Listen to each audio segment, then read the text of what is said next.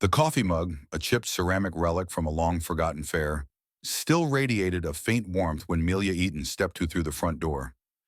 Not a dramatic exit, no slammed wood or angry echoes, just a quiet click that sealed off a chapter.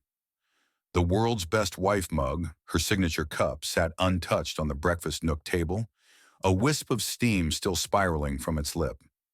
She left it there, a silent testament, a farewell she couldn't be bothered to pen. There was no luggage, only the sleek leather tote Elias Reed had bought her for their 7th anniversary. He'd joked about its extravagance. She'd simply smiled, a peculiar glint in her eyes, and said, "Then don't mess it up." The true weight of those words, he now knew, was far from a jest. She hadn't uttered a goodbye. Her parting shot was sharp, precise. "I'm done with this marriage." Then she simply waited, as if this was his cue in some cruel, unscripted play.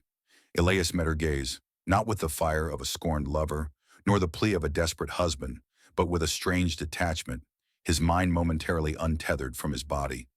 He heard his own voice, distant and clear, declare, "Then so am I. I'm free." And she nodded, a slow, deliberate tilt of her head, as though confirming a trivial dinner reservation. That was the last glimpse he had of her, until a month later. Ready to learn the shocking truth of her return. But we're not there yet, not even close. Because before her desperate comeback, before her unsettling visit, there were 30 brutal cycles of unraveling. Days Elias stumbled upon fragments she never intended him to find. Encrypted messages, a forgotten set of keys, peculiar receipts, and a cryptic voicemail from someone named Caspian. Who names their child Caspian? What if everything you believe is a lie? This story isn't about vengeance. It's about the shattered pieces left behind when someone walks out and what you choose to build with them. The first dawn without her felt less like a morning and more like an absence. The air in the house was thin, silent not with peace, but with the chilling hush that follows a sudden explosion. Even Leo, their famously hefty tabby, who usually orchestrated a feline opera until fed, sat sentinel by the door, staring into the vacant space she once occupied. Elias brewed a single cup of coffee. Just one. Her mug, the one she'd used yesterday, still clung to the sink's edge, a dried ring of cream like an abandoned archaeological find. He didn't touch it. It felt like disturbing a crime scene.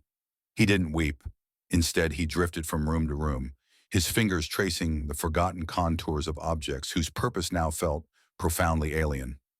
Her silk scarf draped over the dining chair, a book she'd never finished displayed open on the nightstand, the ghostly perfume of her vanilla lotion lingering on his pillow. It was as if she had simply evaporated, leaving behind a molecular echo. He should have felt liberation, shouldn't he? He'd claimed his freedom. He'd even texted his friend Orrin Wolf. "She's gone. I'm free." Orrin's gif of a jubilant figure struck him as funny, yet he laughed not from amusement, but from the stark, suffocating quiet of the walls. He needed something, anything to bounce a sound off. By day 4, nestled atop the refrigerator, he discovered her spare keys, her secret stash meant for those rare locking-yourself-out emergencies, an event that had only occurred once, and for which, predictably, she'd blamed him.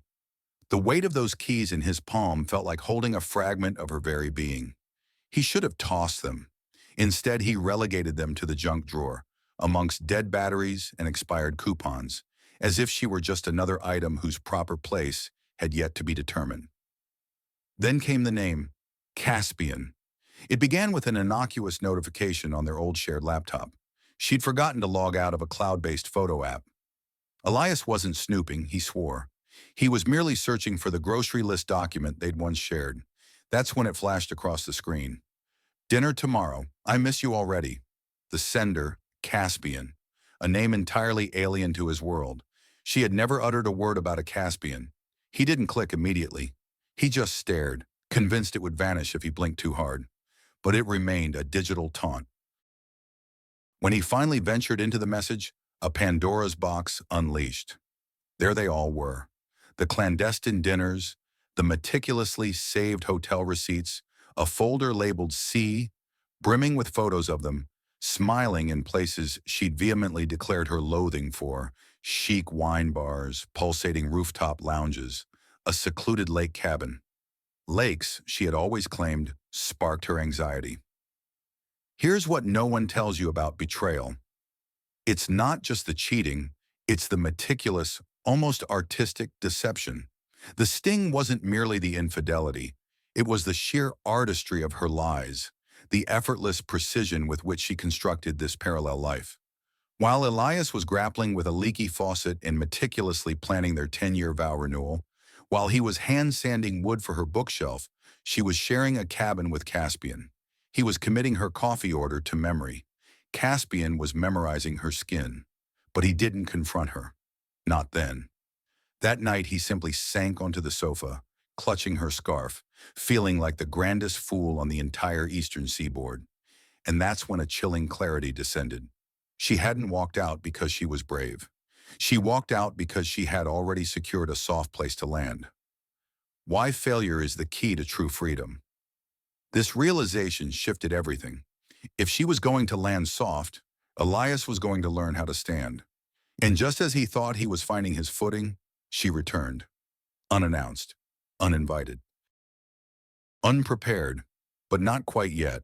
The day she reappeared, that, my friends, warrants its own chilling account. Because what she encountered behind his front door was not what she expected, and it certainly wasn't the man she'd remembered. The knock came unexpectedly. It was a Tuesday late afternoon, rain a gentle tattoo on the window panes, an unfinished sandwich cooling on his plate. He was midway through purging old photographs from his phone, not just of her, but of them, when it sounded. 3 soft, insistent raps. No chime of the doorbell, no preliminary text, just a weighty knock, as if the person beyond the threshold carried an unforeseen burden. He opened the door without checking. Perhaps a part of him craved the surprise. Perhaps he harbored a secret, foolish hope it was her, eyes swollen, spilling apologies. But nothing, absolutely nothing, prepared him for the sight. Melia, drenched, strands of hair plastered to her face. No umbrella, no coat, just her and that familiar leather tote. The same bag she'd slung over her shoulder exactly a month prior. This changed my life in 30 days. The irony wasn't lost on him. She wore the exact same muted gray trench coat. A bizarre sense of déjà vu, yet this time her expression wasn't one of smug triumph. It was raw shock, not directed at him, but past him. Her gaze darted beyond his shoulder, scanning the living area, then the hallway, then sweeping towards the stairs. She looked like someone who'd stumbled into a house she believed abandoned, only to discover it vibrated with new life. Her lips parted, poised to ask a question that never formed. Elias remained still, silent. She broke the quiet first. "Is someone here?" He folded his arms across his chest. "You don't live here anymore, remember?" The words found their mark, not a blunt impact, but a cold draft through a newly cracked window. Her grip tightened on her bag strap. I needed to pick up some things. You left everything. I assumed it was intentional." She nodded slowly, her eyes flitting back to the stairs. He could almost see her mind scrambling, but not for her belongings. No, she wanted to know if he had moved on, if her place had been usurped. The question hung in the air, unspoken, clinging to her face like a persistent fog. And that's when she appeared. From the softly lit hallway, barefoot, holding a steaming mug, emerged a woman. No makeup, a cozy sweater draped casually off one shoulder, her dark hair gathered in the most effortlessly messy bun imaginable. She exuded a serene comfort, as if the very foundations of the home had always known her.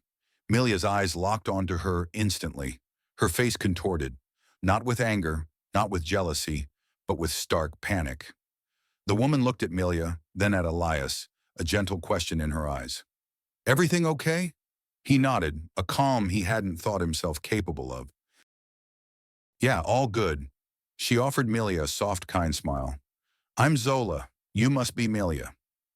This is the moment that cracked her world. Not the mere presence of another woman, but the warmth of her name, spoken gently by a stranger now at home in his home. Milia remained mute, her gaze dropping to the welcome mat, the one that now declared, "Begin again," a gift from Zola just 2 weeks prior. She stared at it, a long, agonizing second, as if the mat itself had personally betrayed her. Then a hard swallow. "How long?" "Long enough," Elias said, his voice even. "But not before you left." She recoiled once, then again. Her eyes welled not with sorrow, but with sheer, unadulterated disbelief. He suspected she genuinely believed he would crumble, that he would sit amidst the wreckage, patiently waiting. But here he was, standing, a new woman beside him, a woman who actually chose to stay. She departed without another word, this time for real. No leather tote, no smug indifference, just a ghost dissolving into the falling rain, vanishing down the street. But Elias wasn't done, not even close. Because after she left, he discovered something in the basement that completely reshaped everything he thought he knew about her abrupt exit and about Caspian. Elias wasn't actively searching for secrets when he descended into the cool, musty air of the basement that night. His true quest was the toolbox. One of the coffee table legs had decided to stage a rebellion, and Zola, with her usual inventive charm, was balancing her evening tea on a precarious stack of antique coasters, like a domestic architect. As he shifted the old laundry hamper that served as their unofficial, miscellaneous junk repository, he heard a soft bump, a hollow thud, followed by the faint rustle of cardboard. He bent, lifted the hamper, and there it sat, a nondescript box, entirely unfamiliar. It was taped shut, but haphazardly, the kind of quick seal applied by someone convinced no one would ever look. Scrawled across the top in thick black marker was a single ominous word, "Don't." Nothing else. No name, no date, no helpful label. He stood frozen for a full minute, hands cold, a knot tightening in his chest. "Leave it alone," a voice whispered. "It's no longer yours." But if she truly intended to take it, why was it still here? Forgotten, buried beneath a hamper? He peeled the tape slowly, cautiously, as if unearthing an ancient, volatile artifact. Inside, a chaotic jumble of documents, tattered envelopes, crinkled receipts, faded photographs. It looked as if someone had swept the contents of a desk into the box during a heated argument. And then he saw it, her old phone, the one she'd claimed had suffered a tragic demise in the kitchen sink 6 months before her departure. He remembered offering to attempt a rescue mission. She'd snapped, "No, just let it go. I already backed everything up." She hadn't, not if this was here. He tried to power it on. Dead. No charger in sight. But after 20 frantic minutes of rummaging through forgotten drawers, tangled cables, and a few muttered curses, he found one that fit. The phone hummed, the familiar logo glowed, and with it, her elaborate tapestry of lies began to breathe again. It wasn't the text that sent a jolt through him. He'd already seen the Caspian messages on her cloud account. It was the voice memos. Dozens of them. Some mere seconds long, others stretching 5, 10 minutes. He listened to the first, anticipating a grocery list or a mundane reminder. No. "Note to self," her voice began, calm, unsettlingly cold. "Elias is getting suspicious. I think he saw the hotel charge on the card. I told him it was a work conference. I think he bought it. He always buys it." Elias's ears rang. He paused the recording, staring at the screen as if it might spontaneously combust in his hands. He played the next. "I don't know how to tell him. Part of me doesn't even feel guilty. I haven't felt married in over a year. Caspian says I need to stop feeling responsible for Elias's sadness. He says I'm emotionally trapped." The third memo, recorded just 2 days before she walked out. "Tomorrow I'll tell him it's done. Caspian's right. I've been a coward. Elias won't fight. He never does. He'll just let go. He always lets go. Let go." That was her perception of him. Not kind, not loyal, just passive. A man too quiet to merit remaining with. A placeholder she could discard without resistance. He played the final memo. A single sentence whispered, her voice laced with a tremor. "I hope he doesn't hate me." He closed the app, staring blankly at the wall. Not from anger, but from its stark absence. The pain still lingered, yes, but hearing her voice confess everything, admit to the calculated deceit, brought an unsettling calm. Like the last cruel piece of a puzzle had finally clicked into place. But the next morning, everything fractured again. Because Zola found something else in that box. Something Elias had overlooked. Something bearing Caspian's name and a date that made his stomach drop. The envelope was unadorned. No markings, no stamp, no address, just sealed, thick and buried beneath the chaos of receipts and ancient birthday cards inside that accursed box. He must have completely missed it during his frantic search the previous night. But Zola, with her keen eye, did not. She discovered it the following morning, tucked precariously beneath a stack of restaurant napkins where Melia had scrawled song lyrics and passive-aggressive notes. "Buy your own oat milk," one declared. Zola handed the envelope to him as he sipped his coffee, her expression a mix of curiosity and caution. "You didn't see this?" she asked. He shook his head, a cold premonition already settling that whatever lay within would not soothe his spirit. He opened it slowly, and the first thing his eyes landed on was an itinerary, a printed one, airline name, reservation number, outbound and return flights. The departure date, 3 weeks before. Melia left him, 3 weeks, a round trip from Albany to Denver, booked under Melia E. Eaton, and beside hers a second passenger, Caspian R. Rivers. His chest tightened, not because of the trip itself, he already knew she'd been with him, but because of the date. That trip occurred the same weekend she swore she was flying to Boston to visit her sister, the one who'd just undergone surgery. She'd made him buy flowers. She'd wept on the phone when he inquired about her sister's recovery. She'd described hospital odors. She'd even muttered, "Hold on, the nurse is coming," before muting him. He reread the itinerary 3 times before he noticed the second document in the envelope. A printed rental agreement, a remote high-end cabin, fully paid in advance. The cabin's name, Willow Creek Sanctuary. The dates perfectly aligned with the flights. They hadn't stumbled into an affair. They had meticulously orchestrated a vacation, a honeymoon. Elias shot up so fast his chair scraped loudly across the floor behind him. Zola remained seated on the sofa, her gaze fixed on his reaction. He couldn't utter a single word. He simply handed her the papers. She read them in silence, her lips pressing into a thin, unreadable line. When she finally looked up, her voice was soft, laced with genuine sorrow. "You didn't deserve that. None of it." But it wasn't about what he deserved anymore. It was about what he had allowed. He had willfully ignored every blazing red flag. He had swallowed every flimsy excuse. He had accepted her half-hearted affection as if it were genuine, terrified of the gaping maw of solitude. And the most damning part? That weekend, the one she'd spent in a secluded cabin with Caspian. He remembered every detail of his own actions.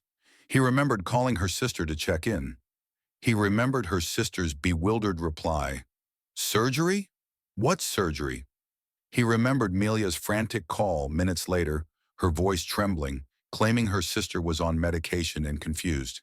And he had bought it. He had bought every single word. He'd even sent Melia a video that night, himself on the couch with Leo curled in his lap, telling her they missed her. He remembered trying to make her laugh, hoping she'd see his adoration, his desperate wish for her return. While he was sending that video, she was likely nestled beside Caspian, sipping wine, probably laughing at how utterly simple he was to deceive. Some shame sticks to your bones forever. But here's where the tide truly turned. Zola, bless her grounding presence, didn't pity him. She didn't offer an anodyne hug or whisper soothing platitudes. Instead, she uttered something that genuinely surprised him. "You want her to know you found this?" He didn't answer immediately, but the more he considered it, the more a dark, unfamiliar resolve began to coalesce within him. Because Melia hadn't merely ended a marriage, she had systematically rewritten their shared history, twisted the truth until it fractured. And perhaps, just perhaps, it was time for her to see that the quiet man she'd left behind wasn't so easily erased. He told himself again and again that he didn't want revenge. Revenge felt too theatrical, too cinematic for someone like him. He wasn't the type to plot grand schemes. He didn't rage, didn't smash objects, didn't create scenes. But this wasn't about revenge. It was about truth. It was about ensuring that Melia, in her meticulously curated, deceitful little world, wouldn't get to pretend she'd simply transitioned from a lifeless marriage. She had reimagined their story into something convenient for her own conscience, and Elias was done allowing her to get away with it. He didn't crave confrontation. He craved clarity. So he printed the itinerary, the cabin rental receipt, and a precise screenshot of her voice memo transcription. He omitted nothing essential, only the lines that truly mattered. The sentence where she admitted to fabricating her whereabouts. The one where she casually dismissed him as emotionally soft, and then that final chilling line, "I hope he doesn't hate me." He clipped them together with a small yellow sticky note, 4 words scrawled in the same neat handwriting he used to leave her sweet grocery reminders. No need to wonder. He didn't text her, didn't email. He sent the envelope via priority mail to her new address, the one he wasn't supposed to know. Zola had found it, tucked inside an auto-renewal notice from Melia's yoga subscription, buried deep in the stack of unopened mail she'd never bothered to update. He addressed it simply, "Melia Eaton, urgent." Then he waited. "In 7 days, your life will change." It didn't take long. 3 days later, his phone buzzed. Not a call, not a voicemail, just a single text from her. All lowercase, as if even her pride had shriveled. "You saw everything." He didn't reply. An hour bled into another, then another message. "It wasn't supposed to be like that." Still nothing from him. Then, "Can we talk?" He could almost visualize her pacing, her fingers trembling, desperately attempting to undo what was irrevocably done.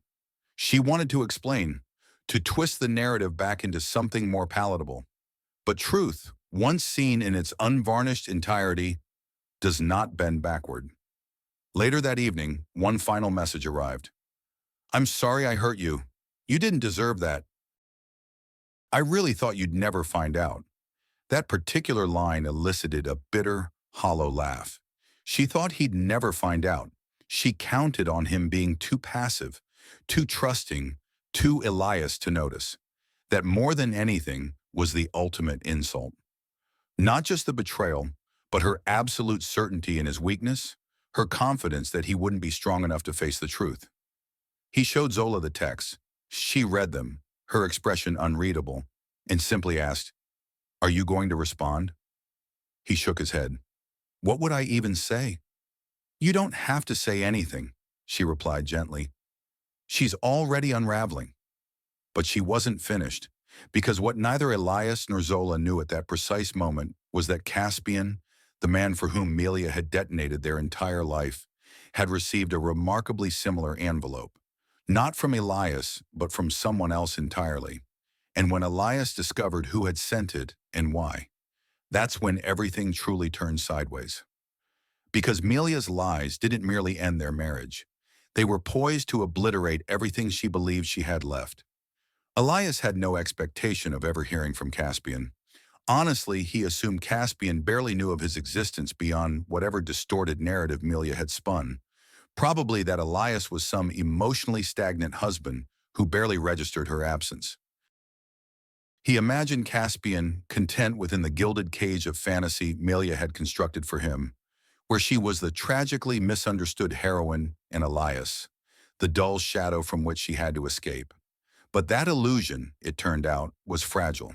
It began with a voicemail, an unknown number, no caller ID, just a voice, sharp, tightly controlled, brimming with barely contained fury. "Elias, I think we need to talk." He didn't introduce himself, but Elias knew instantly.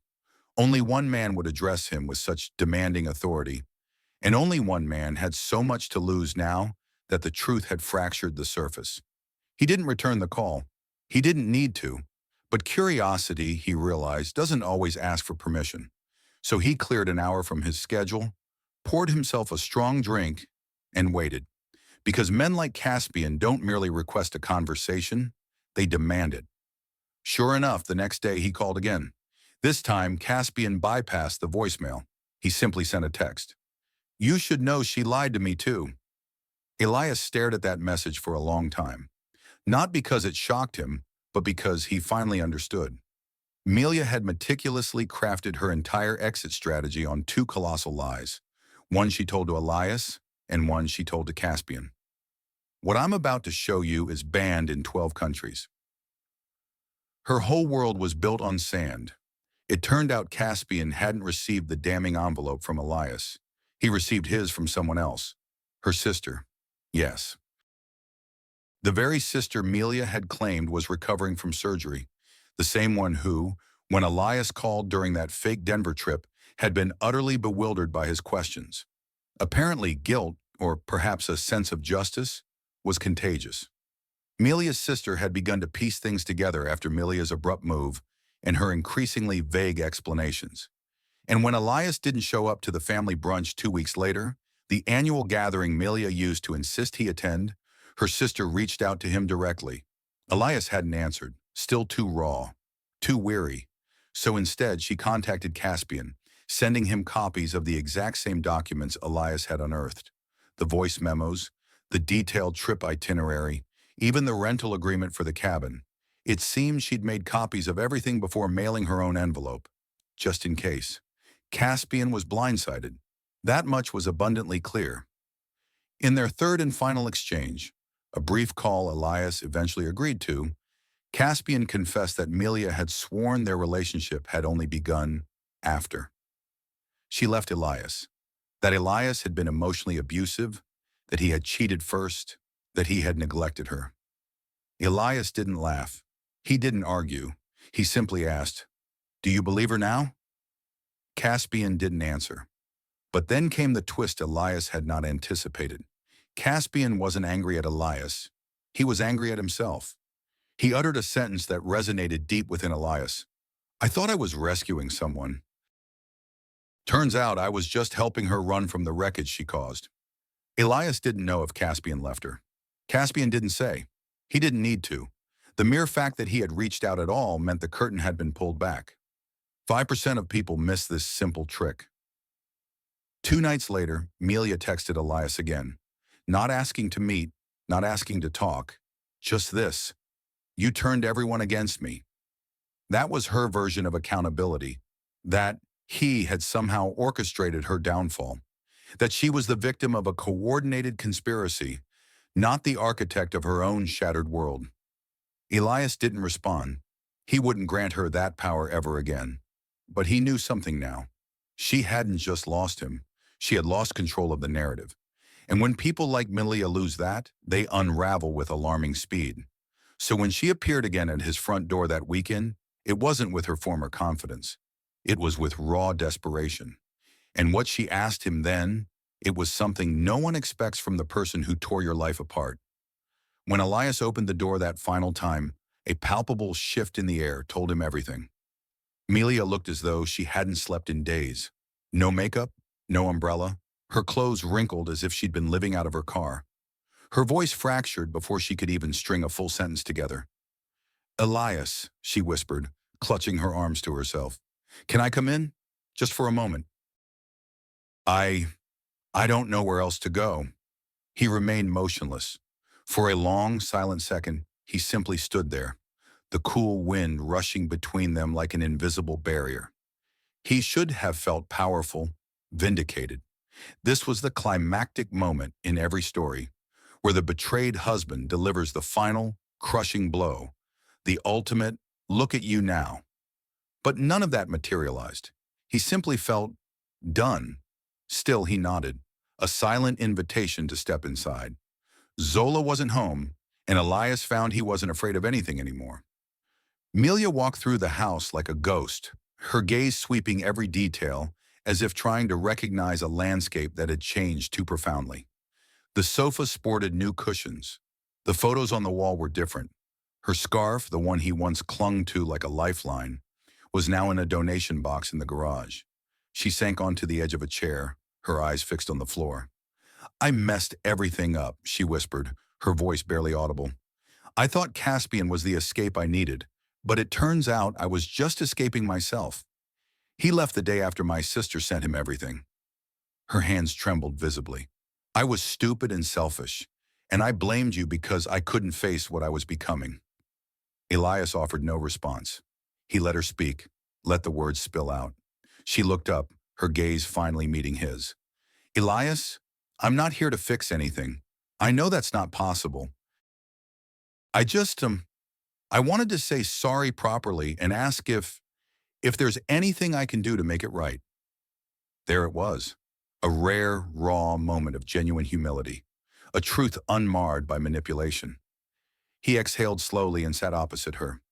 You can't undo the past, Milia, but you can let it go. That was all he truly wanted. Closure, not continued conflict. She nodded, swallowing hard, her eyes wet but unshed. Then Elias stood, walking her to the door. I hope you find peace, he said, his voice gentle but firm. But it's not here anymore. I'm building something new now. She seemed to want to say more, but instead she simply nodded and stepped out into the crisp air. No drama, no histrionics, just quiet understanding. The door closed softly behind her this time, and Elias felt something he hadn't experienced in a very long while. Peace. Now months later, life is steady. Zola is still here, kind, grounded, not attempting to fix him, but simply walking beside him. Leo sleeps on the sofa again, as if nothing ever truly happened. Elias has repainted the hallway walls. No more cool blues, just light, warm earth tones.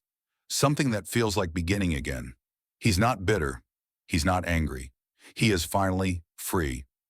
This journey taught Elias that true liberation isn't about escaping pain, but about confronting it, learning from it, and building anew.